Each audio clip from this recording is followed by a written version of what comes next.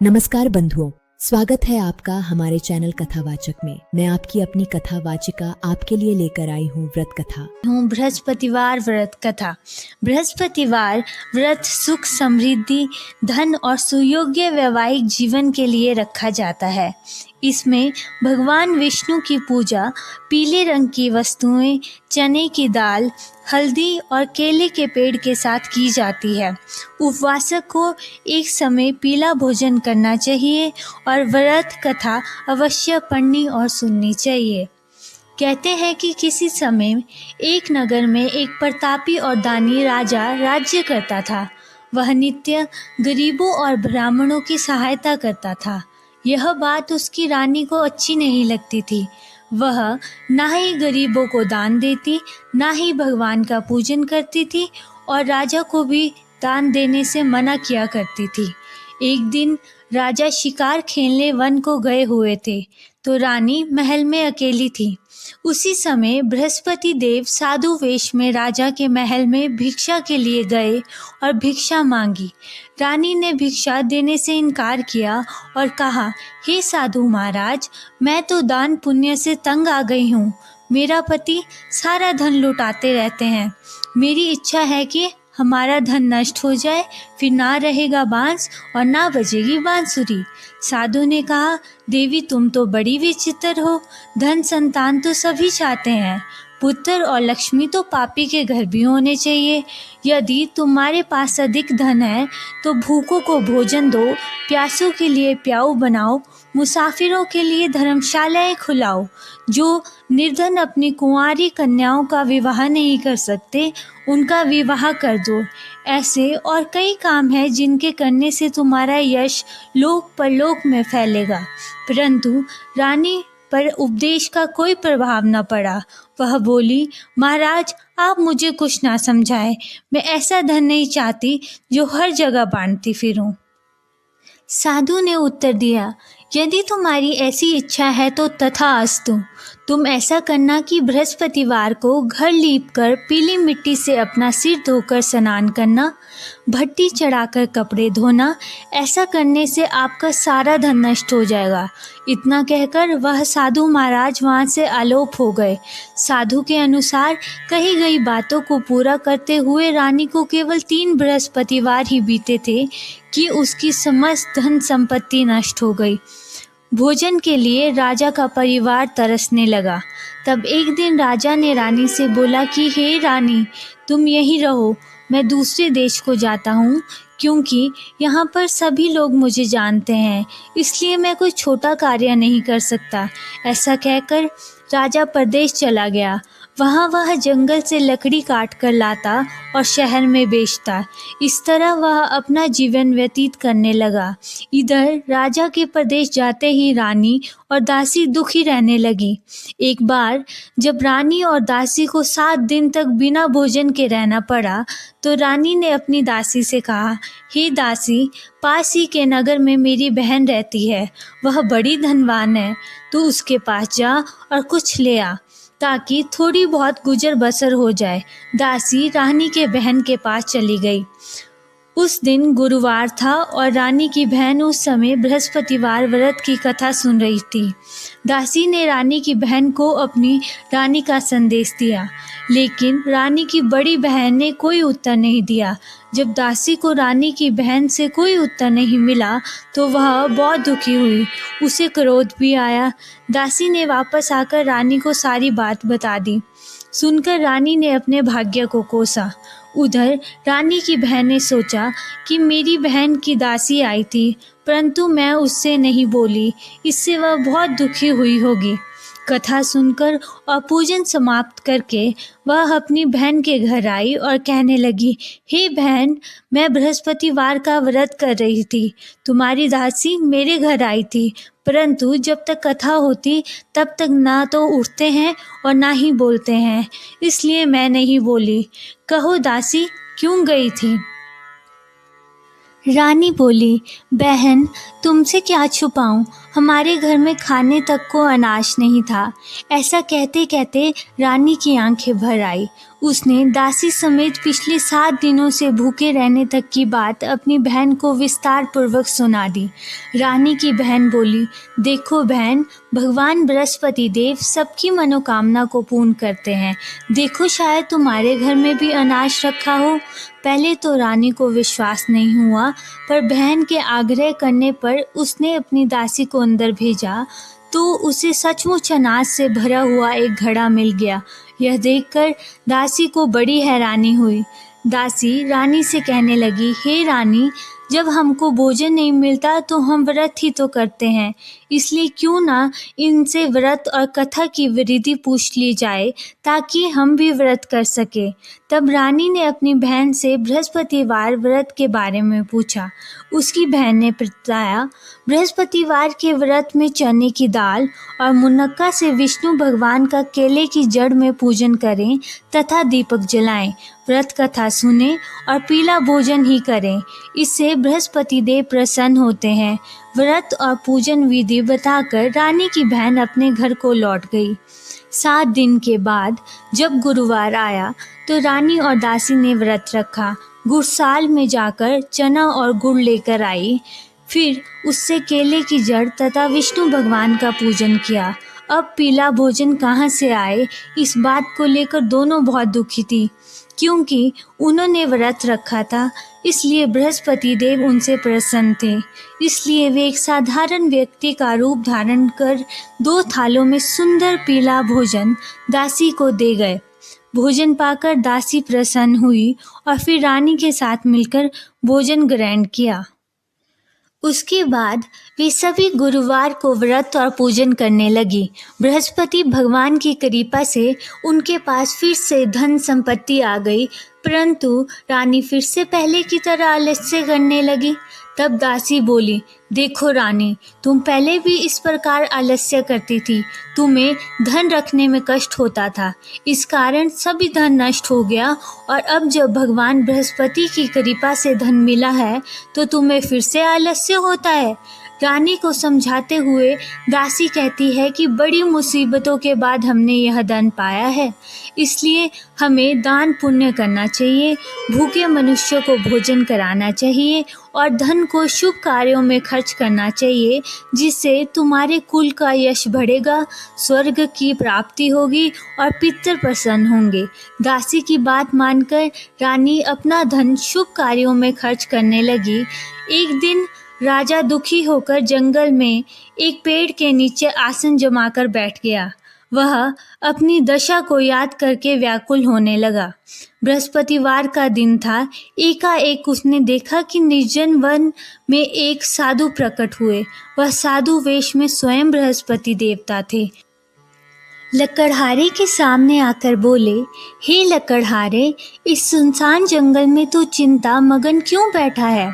लकड़हारे ने दोनों हाथ जोड़कर प्रणाम किया और उत्तर दिया, महात्मा जी, आप सब कुछ जानते हैं, मैं क्या कहूँ। यह कहकर रोने लगा और साधु को अपनी आत्मकथा सुनाई। महात्मा जी ने कहा, तुम्हारी स्त्री ने बृहस्पति के दिन बृहस्पति भगवान का निरादर किया है, जिसके कारण रुष्ट होकर उन्होंने तुम्हारी यह दशा की है। अब तुम चिंता को दूर कर कर मेरे कहने पर चलो तो तुम्हारे सब कष्ट दूर हो जाएंगे और भगवान पहले से भी अधिक संपत्ति दे देंगे। तुम बृहस्पतिवार के दिन कथा किया करो। 2 पैसे के चने मुनक्का लाकर उसका प्रसाद बनाओ और शुद्ध जल से लोटे में शक्कर मिलाकर अमृत तैयार करो। कथा के पश्चात अपने सारे परिवार और सुनने वाले प्रेमियों में अमृत व प्रसाद बांटकर आप भी ग्रहण करो। ऐसा करने से भगवान तुम्हारी सब मनोकामनाएं पूरी करेंगे। साधु के ऐसे वचन सुनकर लकड़हारा बोला, हे प्रभु, मुझे लकड़ी बेचकर इतना पैसा नहीं मिलता जिससे भोजन के उपरांत कुछ बचा सकूं। मैंने रात्रि में अपनी स्त्री को व्याकुल देखा है। मेरे पास कुछ भी नहीं है जिससे मैं उसकी खबर मंगा सकूं। साधु ने कहा, हे लकड़हारे, तुम किसी बात की चिंता मत करो। बृहस्पति के दिन तुम रोजाना की तरह लकड़ियां लेकर शहर को जाओ। तुमको रोज से दुगना धन प्राप्त होगा। जिससे तुम भली भांति भोजन कर लोगे तथा बृहस्पति देव की पूजा का सामान भी आ जाए। इतना कहकर साधु अंतर्ध्यान हो गए। धीरे धीरे समय व्यतीत होने पर फिर बृहस्पतिवार का दिन आया। लकड़हारा जंगल से लकड़ी काटकर किसी शहर में बेचने गया। उसे उस दिन और दिन से अधिक पैसा मिला। राजा ने चना गुड़ आदि लाकर गुरुवार का व्रत किया। उस दिन से उसके सभी कलेश दूर हो गए। परंतु जब दोबारा गुरुवार का दिन आया तो बृहस्पतिवार का व्रत करना भूल गया। इस कारण बृहस्पति भगवान नाराज हो गए। उस दिन उस नगर के राजा ने विशाल यज्ञ का आयोजन किया तथा शहर में यह घोषणा करा दी कि कोई भी मनुष्य अपने घर में भोजन ना बनवाए, ना आग जलावे, समस्त जनता मेरे यहाँ भोजन करने आवे। इस आज्ञा को जो ना मानेगा उसे फांसी की सजा दी जाएगी। इस तरह की घोषणा संपूर्ण नगर में करवा दी गई। राजा की आज्ञा अनुसार शहर के सभी लोग भोजन करने गए, लेकिन लकड़हारा कुछ देर से पहुंचा, इसलिए राजा उसको अपने साथ घर लिवा ले गए और ले जाकर भोजन करा रहे थे तो रानी की दृष्टि उस खूंटी पर पड़ी जिस पर उसका हार लटका हुआ था। वह वहां पर दिखाई नहीं दिया। रानी ने निश्चय किया कि मेरा हार इस मनुष्य ने चुरा लिया है। उसी समय जब लकड़हारा कारागार में पड़ गया और बहुत दुखी होकर विचार करने लगा कि ना जाने कौन से पूर्व जन्म के कर्म से मुझे यह दुख प्राप्त हुआ है, और उसी साधु को याद करने लगा जो कि जंगल में मिला था। उसी समय तत्काल बृहस्पति देव साधु के रूप में प्रकट हुए और उसकी दशा को देखकर कहने लगे, अरे मूर्ख, तूने बृहस्पति देव की कथा नहीं करी, इस कारण तुझे दुख प्राप्त हुआ है। अब चिंता मत कर, बृहस्पतिवार के दिन कारागार के दरवाजे पर 4 पैसे पड़े मिलेंगे। उनसे तू बृहस्पति देव की पूजा करना, तेरे सभी कष्ट दूर हो जाएंगे। बृहस्पति के दिन उसे 4 पैसे मिले।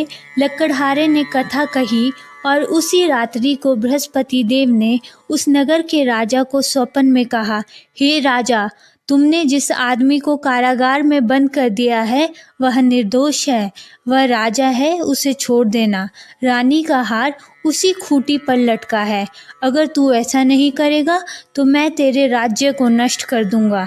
इस तरह रात्रि के स्वप्न को देखकर राजा प्रातःकाल उठा और खूंटी पर हार देखकर लकड़हारे को बुलाकर क्षमा मांगी तथा लकड़हारे को योग्य सुंदर वस्त्र आभूषण देकर विदा कर दिया। बृहस्पति देव की आज्ञा अनुसार लकड़हारा अपने नगर को चल दिया। राजा जब अपने नगर के निकट पहुंचा तो उसे बड़ा आश्चर्य हुआ। नगर में पहले से अधिक बाग, तालाब, कुएं तथा बहुत सी धर्मशाला, मंदिर आदि बन गई। राजा ने पूछा, यह किसका बाग और धर्मशाला है? तब नगर के सब लोग कहने लगे, यह सब रानी और बांदी के है। तो राजा को आश्चर्य हुआ और गुस्सा भी आया। तब रानी ने यह खबर सुनी कि राजा आ रहे हैं, तो उन्होंने बांदी से कहा कि हे दासी, देख राजा हमको कितनी बुरी हालत में छोड़ गए थे। हमारी ऐसी हालत देखकर वह लौट ना जाए, इसलिए तू दरवाजे पे खड़ी हो जा। आज्ञा अनुसार दासी दरवाजे पर खड़ी हो गई। राजा आए तो उन्हें अपने साथ लिवा लाई। तब राजा ने क्रोध कर अपनी रानी से पूछा कि यह धन तुम्हें कैसे प्राप्त हुआ है? तब उन्होंने कहा, हमें यह सब धन बृहस्पति देव के इस व्रत के प्रभाव से प्राप्त हुआ है।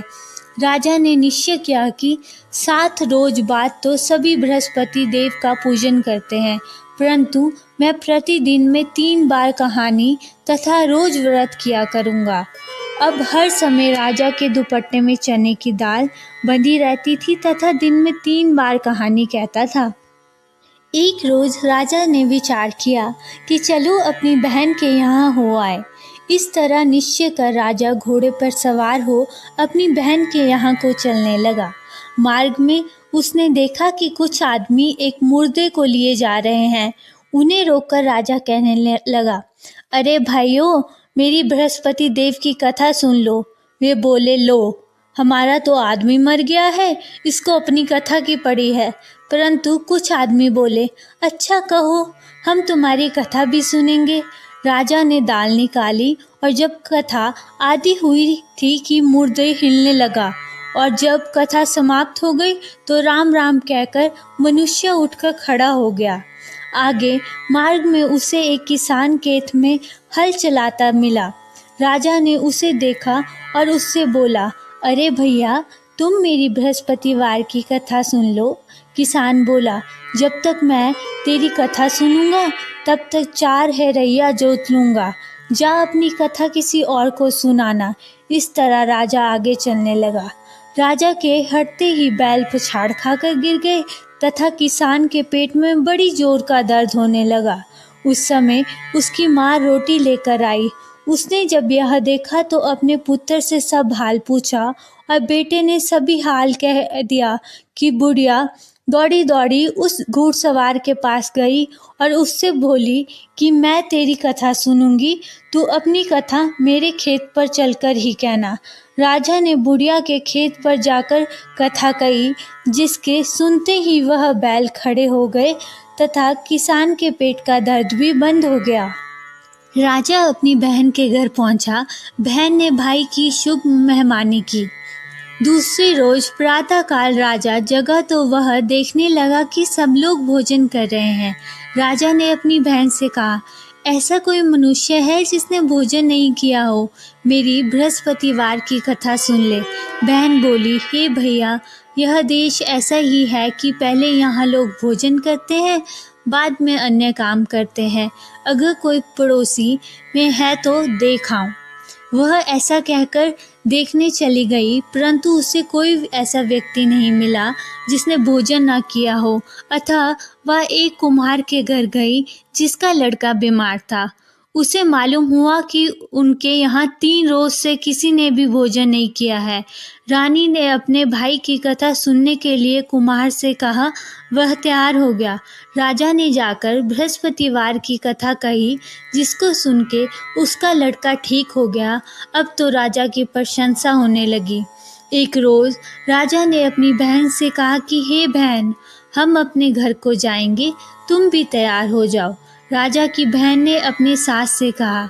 सास ने कहा, हाँ चली जा, परंतु अपने लड़कों को मत ले जाना, क्योंकि तेरे भाई के कोई औलाद नहीं है। बहन ने अपने भैया से कहा, हे भैया, मैं तो चलूंगी पर कोई बालक नहीं जाएगा। राजा बोला, जब कोई बालक नहीं चलेगा तब तुम भी क्या करोगी? बड़े दुखी मन से राजा अपने नगर को लौट आया। राजा ने अपनी बहन से कहा, हम निर्वंशी हैं, हमारा मुंह देखने का धर्म नहीं है और कुछ भोजन आदि नहीं किया। बोली, हे प्रभु, बृहस्पति देव ने हमें सब कुछ दिया है, वह हमें औलाद भी अवश्य देंगे। उसी रात को बृहस्पति देव ने राजा के स्वप्न में कहा, हे राजा, उठ, सभी सोच त्याग दे, तेरी रानी गर्भ से है। राजा की यह बात सुनकर बड़ी खुशी हुई। 9वें महीने में उसके गर्भ में एक सुंदर पुत्र पैदा हुआ। तब राजा बोला, हे रानी, स्त्री बिना भोजन के रह सकती है, पर बिना कहे नहीं रह सकती। जब मेरी बहन आवे तुम उससे कुछ मत कहना। रानी ने सुनकर हाँ कर दिया। जब राजा की बहन ने यह शुभ समाचार सुना तो वह बहुत खुश हुई तथा बधाई लेकर अपने भाई के यहाँ आई। तभी रानी ने कहा, घोड़ा चढ़कर तो नहीं आई, गधा चढ़ी आई।